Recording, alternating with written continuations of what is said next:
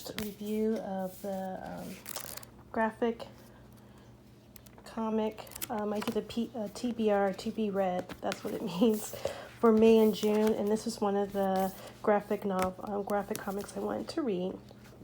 And obviously, I know a lot of people probably know this from the Netflix series, but yeah, this is like, I guess, a spin-off from Riverdale, like the Veronica, Betty, and Archie type of series. He developed something else, Sabrina, that was cameoed in during that series to get her own comic. So I really love horror, and I was really intrigued, so I wanted to pick it up. Now, the technology I use, sometimes Ira and Orcam, it has a hard time reading printed words that look more like a script, like cursive. So I had to go old school and use a magnifier. Sometimes I just couldn't make out anything. So it did take me a moment to get through this comic, unfortunately. So, and it has a light. And I just wanted to kind of show you what, from my perspective, what it looks like.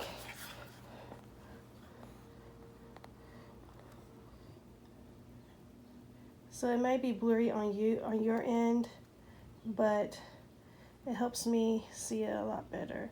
So doing it like this, it does take me a little time to go through it, but I did. And I really did like this. Okay, on to the review. So I wanted to do my first graphic comic that I did with my TBR for May and June. So I did I'm going to show you guys a clip of how I was able to engage myself and immerse myself. I absolutely love graphic comics, graphic novels, because of all the colors that I can see with my peripheral vision. I did have a hard time with the text, so in that clip I'll show you what I had to do in order for me to be able to read it, basically. But this is volume 1, The Crucible, and I really, the storyline was awesome. It's a pretty thick comic, a lot of pages.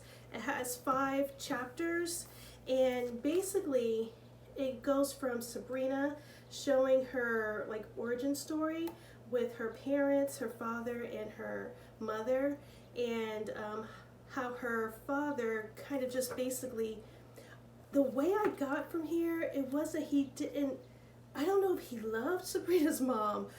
Diana is her name. I think that he had a vision from their person that they worship. We know Satan, whatever, because they're a coven of witches and warlords. Or warlocks, I'm sorry to say. Warlocks are the male witches, and obviously the female witches. But it's like he had a vision from the person that they worship, that he had to break the covenant of a witch's law of never mixing with mortals to procreate with this woman. So he had a vision to do so, and he got permission from the council of male warlocks to do so because of this vision he had. And it just seemed like it was more fulfilling a destiny than of love. So I thought that was really interesting. And they also showed a person that he was in love with, who was a witch, and them going on dates, and it sounds like that storyline, he actually did love that witch, that woman, but then he broke it to her. It's like, hey, I gotta follow my destiny. I gotta fill this vessel to procreate this child, which is Sabrina. Sorry, can't get married.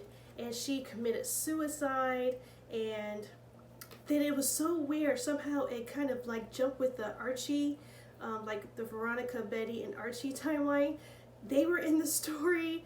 They like summoned they wanted to summon a succubus, and they actually summoned the father's Edward's past love that committed suicide. That she was kind of in a hell purgatory. She was sent with souls that commit suicide. This is a really, really dark read.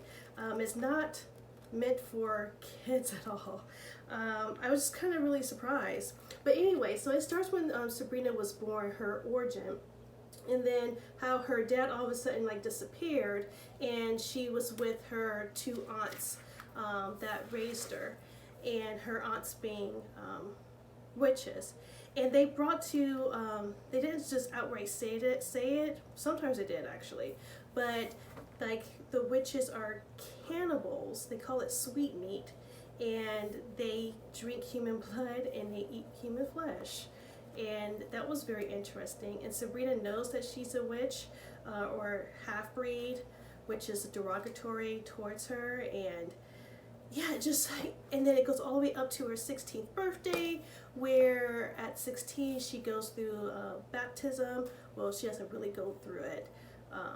It got disrupted in this graphic novel, but at 16 she goes through a baptism where she has to sign the book to tie herself. If you've seen the series, you know what I'm talking about. But I just like how the pictures are, they have this like this pukey yellow tint on all the pages, and obviously you could tell Sabrina right away because she has that white hair, and just this, all pages, like it has like this yellow tint. It's hard for me to explain it. And then obviously with the blood, it's bright red and it jumps out on the page for you.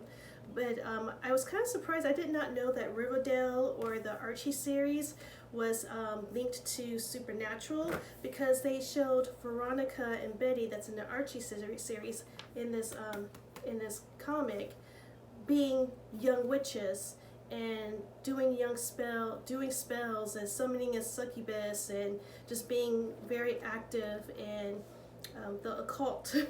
So that kind of surprised me too.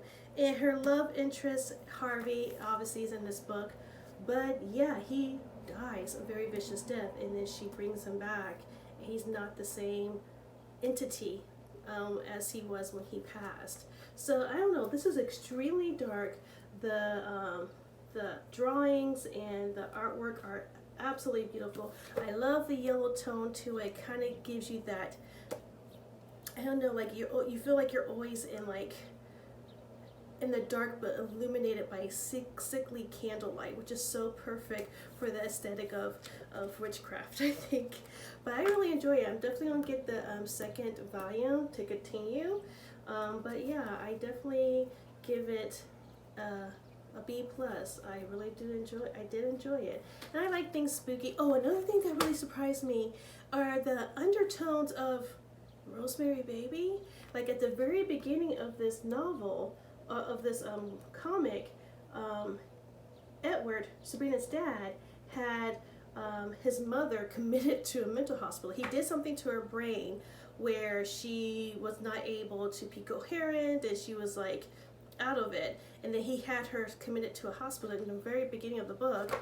And Dr. Saperstein was the one that was her attending physician. And if you don't know your horror, and I have Shudder, which is like a scary movie like streaming platform, but Dr. Saperstein is from Rosemary Baby. He's the physician that was seeing Rosemary. And I thought that just tripped, like, wait, Rosemary's Baby? I'm confused. And just like that, I was like, so cool. And I did a little bit of research, and I was like, yeah, the writer of this comic did take influence from Rosemary Baby and The Omen. So I saw some very overlapping themes with some of the things that was going on with this book. So it's very scary, and I really enjoyed it. Alright guys, I hope you liked it, and I'll see you guys next time.